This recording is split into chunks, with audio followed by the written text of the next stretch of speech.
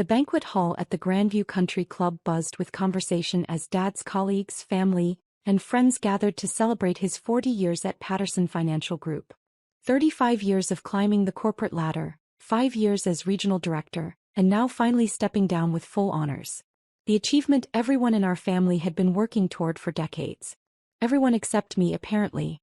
I sat at the family table, nursing a club soda and watching Marcus work the room like he owned it. My older brother had always been the golden child. MBA from Wharton, senior vice president at Morrison Capital, married to Jennifer who came from old money, 2 kids in private school, house in the right neighborhood. Everything Dad had dreamed of when he'd started his own climb up the financial world's ladder. "There's my baby brother." Marcus's voice boomed across the table as he returned from his latest networking session. "Still nursing that soda? Come on, live a little. Dad's buying tonight."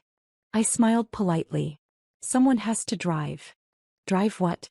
"That 15-year-old Honda." He laughed and Jennifer giggled beside him. "Seriously, David, when are you going to get a real car? Or a real job for that matter?" The table had gone quiet. Dad shifted uncomfortably in his seat, while Mom tried to change the subject by asking about the dessert menu. My sister Emma looked down at her plate, clearly embarrassed. "I like my Honda," I said calmly. "Gets good gas mileage." "Gas mileage?" Marcus shook his head in mock disbelief. "Ladies and gentlemen, my 30-year-old brother's biggest concern in life. Gas mileage." More laughter from his side of the table. The truth was, I could have bought a fleet of luxury cars without blinking. But the 2009 Honda Civic served my purposes perfectly. It was invisible, unremarkable, exactly the kind of car someone struggling to make ends meet would drive. Which is exactly what my family believed I was doing. For the past 8 years, ever since I'd dropped out of law school to pursue my own path, I'd carefully maintained the image of the family disappointment. The one who couldn't get his life together. The one who lived in a tiny studio apartment and worked odd jobs to pay the bills. The one who borrowed money from Mom occasionally and showed up to family events in thrift store clothes. What they didn't know was that I'd spent those 8 years building something extraordinary. It started with a simple observation during my brief time in law school. I'd noticed how inefficient the legal research process was, how lawyers spent hundreds of billable hours combing through case law that could theoretically be analyzed by artificial intelligence in minutes. So I'd quietly dropped out, liquidated my small trust fund and started building. Next-gen legal solutions began in my studio apartment with a server I'd assembled from used parts and code I'd written during countless sleepless nights. The first version was crude but functional, AI-powered legal research that could scan centuries of case law and identify relevant precedents in seconds rather than weeks. I'd started small, reaching out to solo practitioners and small firms who couldn't afford the big legal databases. $5 a search, $20 a month for unlimited access. Lawyers loved it because it made them more efficient. I loved it because every search taught my AI something new. Within 2 years, I'd quietly acquired 3 competitors and expanded into contract analysis, document review, and regulatory compliance. The legal world was slow to adopt new technology, which gave me time to perfect my systems while staying completely under the radar. By year 4, I wasn't just disrupting legal research. I was revolutionizing it. Major law firms started licensing my technology through white-label partnerships. They didn't want to admit they were using AI developed by some unknown company, so they paid premium rates to rebrand my software as their own proprietary tools. That's when the real money started flowing.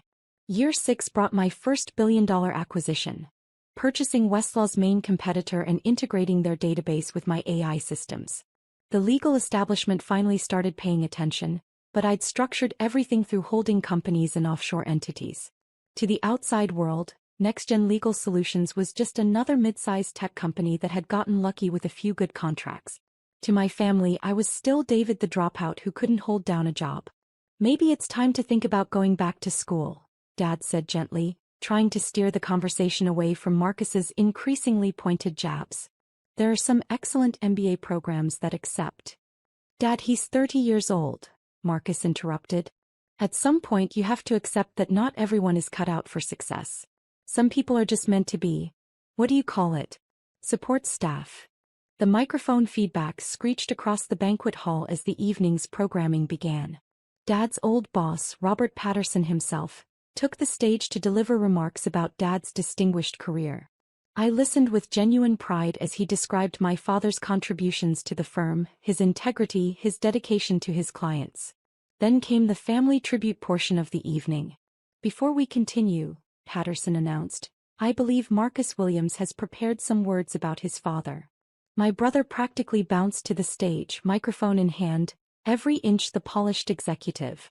The spotlight hit him perfectly as he launched into what sounded like a prepared speech about Dad's legacy and the values he'd instilled in his children. My father taught us that success comes from hard work, dedication, and never giving up on your dreams, Marcus said, his voice carrying clearly through the sound system. He showed us that in America, anyone can build something meaningful if they're willing to make the sacrifices. Murmurs of approval from the audience. Dad beamed with pride. Now, I won't say it's been easy for all of us to live up to his example, Marcus continued, and I felt the shift in his tone. Some of us have found more success than others. A few chuckles from people who knew our family dynamics. But that's okay because Dad also taught us about compassion. About helping family members who might not be as fortunate. About supporting those who need a helping hand. The room was warming to his speech now. This was Marcus at his best. Charming, eloquent, seemingly generous while delivering devastating insults with a smile. In fact, I think it's beautiful how our family has rallied around my younger brother David during his, let's call them his challenging years. Still living off handouts at 30, but hey, he gestured toward my table with theatrical warmth. Family takes care of family, right?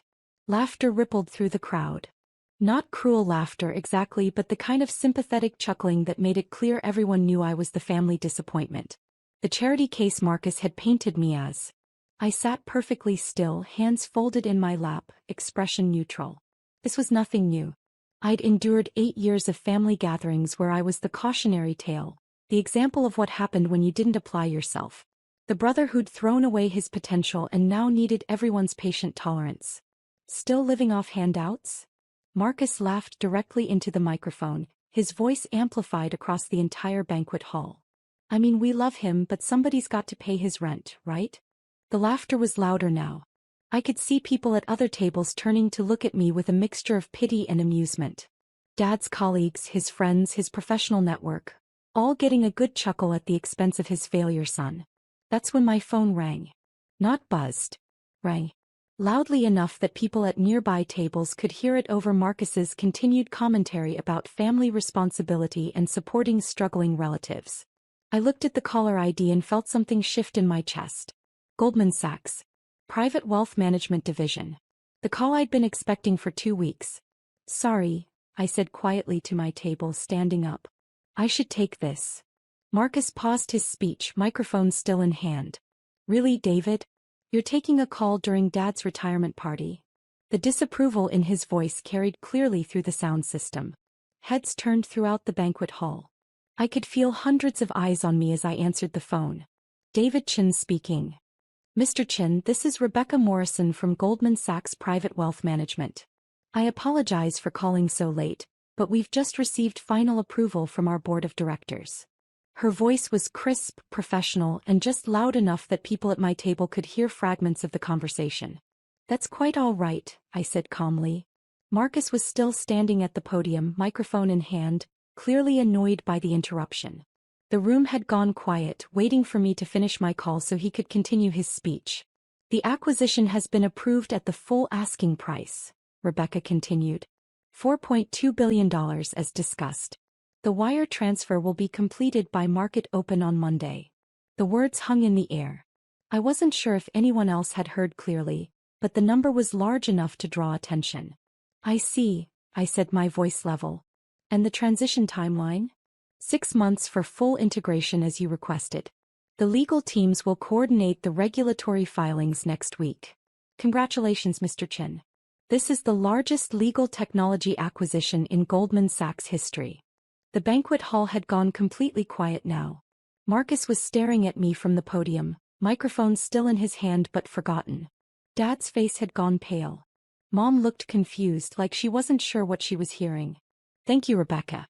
Please send the final documentation to my office. Of course. And Mr. Chin? The board was particularly impressed by NextGen's AI integration capabilities. They're calling it a revolutionary approach to legal research and analysis. I thanked her and ended the call, slipping my phone back into my pocket. The silence in the banquet hall was deafening. 300 people staring at me, trying to process what they'd just witnessed. Marcus was the first to recover. Did someone just say 4 billion? I nodded calmly. Goldman Sachs is acquiring my company. NextGen Legal Solutions. We've been negotiating for several months. Your company? Dad's voice was barely a whisper. I founded it 8 years ago, I said, still standing beside my chair. Right after I dropped out of law school. AI-powered legal research and analysis. We handle about 60% of all legal database searches in North America. The room erupted. Not in applause or celebration, but in the kind of shocked murmur that happens when people's fundamental assumptions about reality get shattered. I could hear fragments of conversation from nearby tables. Did he say billion? His company? 8 years. Marcus stood frozen at the podium, still holding the microphone. His face had gone through several color changes, settling on an alarming shade of red. $4.2 billion, I continued, addressing the room now since everyone was listening anyway. The deal closes Monday morning. After taxes and distribution to my employees, I'll personally net approximately $2.8 billion. Dad's retirement party had officially become something else entirely. I don't understand, Mom said, her voice shaky. We've been helping you with rent money. Your apartment is a corporate write-off, I explained gently. I've maintained a low profile for security reasons. Most successful tech founders become targets for everything from lawsuits to kidnapping attempts. It's safer to appear unremarkable. But the Honda, Jennifer whispered. Your clothes. You asked to borrow money for groceries last month. The Honda gets excellent gas mileage, as I mentioned. The clothes are comfortable. And I wanted to see if anyone in this family would help me when they thought I needed it. I looked around the table. Mom was the only one who ever offered without being asked. Emma was staring at me like she'd never seen me before. You've been pretending to be poor. For 8 years. I've been building something meaningful while avoiding the complications that come with visible wealth, I corrected. There's a difference. Marcus finally found his voice. This is impossible. You're telling me that you, my dropout brother who can't keep a job, built $1 billion company? While living in a studio apartment and driving a Honda. $4.2 billion company, I corrected. And yes, that's exactly what I'm telling you. The murmur from the crowd was getting louder. People were pulling out phones, presumably to Google NextGen Legal Solutions. I had about 30 seconds before someone confirmed everything I just said. Marcus, I said, looking up at him still frozen at the podium. You mentioned handouts. He nodded numbly. I've never received a handout in my adult life. But since you brought it up. I pulled out my phone and opened my banking app. I noticed from Mom's comments over the years that you've borrowed approximately $87,000 from Dad and Mom since Jennifer lost her job. Would you like me to cover that debt? Call it a family gift. The color drained from his face entirely. Or perhaps you'd prefer I discuss the bridge loan you needed last year when Morrison Capital was investigating those discrepancies in your client accounts? David, Dad said sharply. That's enough. Is it? I looked around the table. Because I've spent 8 years listening to commentary about my failures, my lack of ambition, my need for handouts. I've been called a disappointment, an embarrassment, a waste of potential. Tonight, in front of 300 people, I was publicly mocked as someone who lives off handouts and needs the family's charity. I stood up and walked toward the stage. Hey, I asked Marcus, gesturing to the microphone. He handed it over without a word, stepping back like I might be contagious. Good evening, everyone, I said, my voice carrying clearly through the sound system. I apologize for the disruption. As some of you may have overheard, I just received confirmation that Goldman Sachs is acquiring my company, NextGen Legal Solutions, for $4.2 billion. The crowd had gone completely silent. For those who don't know me, I'm David Chin, Robert's younger son. The one who dropped out of law school to pursue his own path. The family disappointment who couldn't get his life together. A few uncomfortable chuckles from people who recognized the irony. I founded NextGen 8 years ago with a simple goal: revolutionize how legal professionals access and analyze information. Today, Our AI systems process more than 2 million legal queries daily for law firms across 6 continents. We've eliminated millions of hours of redundant research, democratized access to legal databases, and fundamentally changed how attorneys serve their clients. I could see people frantically typing on their phones now, searching for information about my company. The acquisition by Goldman Sachs represents the largest legal technology deal in history. It will create thousands of jobs, accelerate AI development across multiple industries, and establish new standards for how professional services integrate technology. I paused, looking out at the crowd of Dad's colleagues and friends. I share this not to boast, but to make a point about assumptions. For 8 years, I've allowed my family and friends to believe I was unsuccessful because it served my purposes. It allowed me to work without distractions, build without interference, and focus entirely on creating something meaningful. But I want to be clear about something. I looked directly at Marcus. I have never, in my adult life, received handouts from anyone. I have never been a charity case. And I have never been an embarrassment to this family. The applause started slowly from a table near the back and built gradually until the entire banquet hall was clapping. Not for me specifically, but for the story, for the surprise, for the sheer audacity of what they just witnessed. I handed the microphone back to Marcus and walked back to my table. Dad was staring at me with an expression I'd never seen before. Not pride, exactly, but something closer to awe. $4 billion, he said quietly. 4.2 billion, I corrected. But yes. And you never told us. Would you have believed me? He considered this for a long moment, then shook his head. Probably not. Mom reached over and took my hand. I'm so sorry, honey. We never knew. You weren't supposed to know. That was the whole point. But we treated you like someone who needed help. And sometimes I did need help. Just not the kind you thought. Marcus had returned to his seat, looking like he'd been hit by a truck. Jennifer kept staring at me like I might be an imposter. Emma was the first to speak. So what happens now? Now. I smiled. Now I go back to my studio apartment and my Honda Civic and continue living exactly the same way I have for 8 years. Except on Monday morning, I'll also be worth approximately $2.8 billion. That's insane, Emma said. That's practical. Wealth changes people, and not usually for the better. I've spent 8 years watching this family's dynamics, seeing how money and status affect relationships. I'm not interested in becoming someone I don't recognize. But you could buy anything, Jennifer said. A mansion, cars, boats. You could travel anywhere, do anything. I could, I agreed. But I like my life. I like my work. I like being underestimated.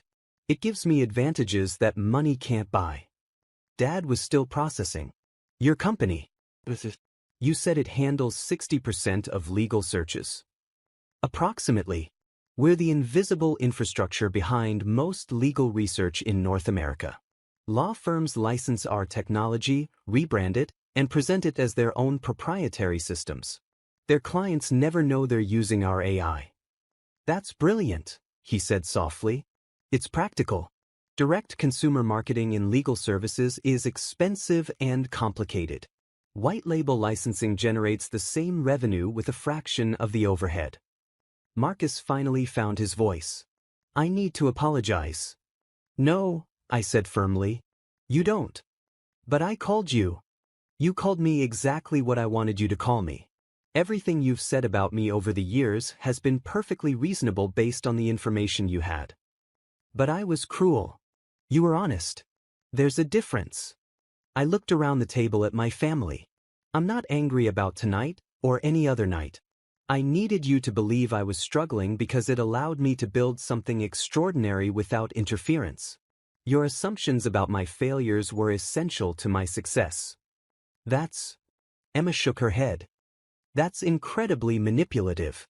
It's strategic, I corrected, and effective. The banquet hall was slowly returning to normal conversation levels, though I could see people at other tables still stealing glances in our direction. Someone had clearly confirmed my story online because phones were being passed around with what I assumed were articles about next-gen legal solutions. So what's next? Dad asked. After the acquisition, what are your plans?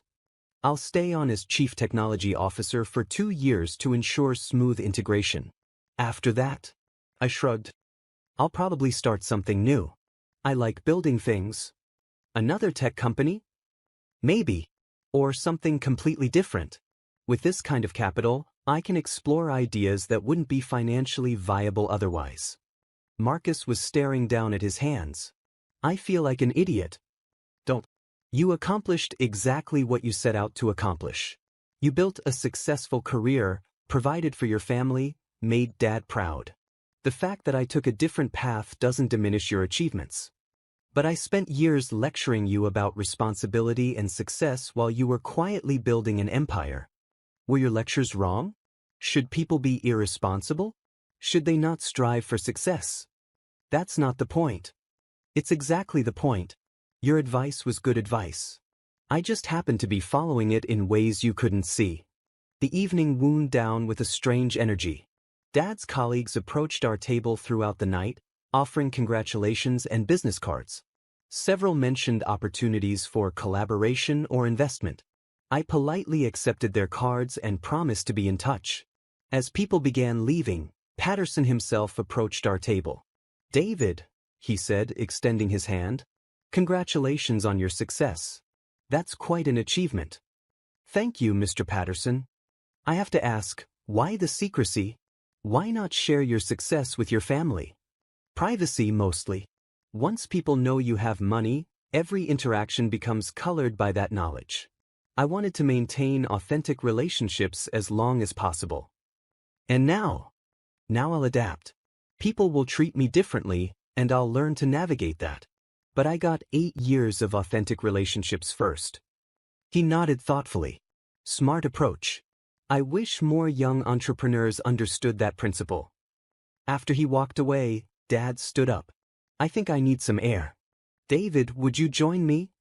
We stepped outside onto the country club's patio, overlooking the golf course under a clear night sky. I owe you an apology, Dad said after a few moments of silence. For what? For doubting you. For worrying about you. For letting Marcus treat you the way he did. Dad, everything you did was reasonable. I gave you every reason to worry about me. But you were building something extraordinary, and I couldn't see it. Because I didn't want you to see it. That was the whole point. He was quiet for a long time. $4.2 billion. Yes. From legal research software. From solving a problem that millions of professionals face every day. The money is just a metric of how valuable that solution turned out to be. And you did it all by yourself. I did it with a team of brilliant engineers and researchers, but yes, I built the company from nothing. In 8 years. 8 years of 18-hour days, 7 days a week. 8 years of learning everything I could about artificial intelligence, legal databases, business development, corporate strategy. 8 years of making mistakes and fixing them and making new mistakes. While we thought you were failing. While you thought I was failing. Which gave me the space to work without pressure or interference or unsolicited advice. He turned to look at me. Do you resent us? For not believing in you. Dad, if you had believed in me, everything would have been different. You would have wanted to help, to offer advice, to introduce me to people in your network. Mom would have worried about whether I was eating enough or sleeping enough or working too hard. Marcus would have wanted to collaborate or compete or compare achievements. And that would have been bad? That would have been distracting. I needed to focus completely on building something that had never been built before. I needed to fail and learn and iterate without explaining myself to anyone. So you let us think the worst. I let you think what you thought. I never lied about my work or my finances. I just didn't correct your assumptions. We stood in silence for several more minutes. I'm proud of you, Dad said finally. I know. And I'm sorry it took learning about the money for me to say it. Dad, I've been proud of you my entire life. Tonight was supposed to be about celebrating your achievements, not mine. Tonight was supposed to be about celebrating a man who taught his son that success comes from hard work and never giving up on your dreams. I'd say that mission was accomplished. We walked back inside to rejoin the family. The party was winding down, people saying their goodbyes and heading home. Marcus and Jennifer were deep in conversation with Emma about something that looked serious. "Ready to go?" Mom asked as we approached the table. "Actually," I said, "I think I'll stick around for a while. Help Dad say goodbye to people." "You sure? It's getting late." "I'm sure." As the family gathered their things to leave, Marcus approached me one more time. "David, I really do need to apologize. Not just for tonight, but for everything. Years of treating you like you weren't good enough. Marcus, you treated me exactly like a successful older brother should treat a younger brother who appeared to be wasting his potential. Your concern came from a good place. But I was wrong. You were working with incomplete information. There's a difference." He extended his hand. "Congratulations on your success." I shook it. "Congratulations on yours." After they left, I helped Dad thank the remaining guests and say goodbye to his colleagues. People were still approaching me with business opportunities and investment ideas, but I handled each conversation politely and briefly. Finally, it was just Dad and me, sitting at our table in the nearly empty banquet hall. "So what really happens now?" he asked. "Now I drive home to my studio apartment in my Honda Civic and go to sleep. Tomorrow I'll work on integration planning for the Goldman Sachs transition. Monday, I'll become one of the wealthiest people in the country. And through it all, I'll try to remain the same person I've always been." That might be harder than you think. Probably. But I've had 8 years to prepare for this moment. I've watched how wealth changes people, how success changes relationships. I've made my decisions about the kind of person I want to be. And what kind of person is that? I smiled. The kind who drives a Honda Civic and thinks gas mileage is important. Dad laughed, and for the first time in years, it felt like we were just father and son, talking about life and dreams and the future. No assumptions, no disappointments, no charity cases. Just family. As I drove home that night in my 15-year-old Honda, I thought about the look on Marcus's face when he heard the Goldman Sachs call. The shock, the disbelief, the gradual recognition that everything he'd assumed about me was wrong. Tomorrow, the story would spread through Dad's professional network, then beyond. By Monday, when the acquisition was officially announced, I'd become a public figure whether I wanted to or not. The invisible phase of my career was ending. But tonight I was still just David, the family disappointment who'd surprised everyone by building something extraordinary while they weren't looking. The charity case who'd just sold his company for $4.2 billion. I smiled as I pulled into my modest apartment complex, already thinking about what I'd build next.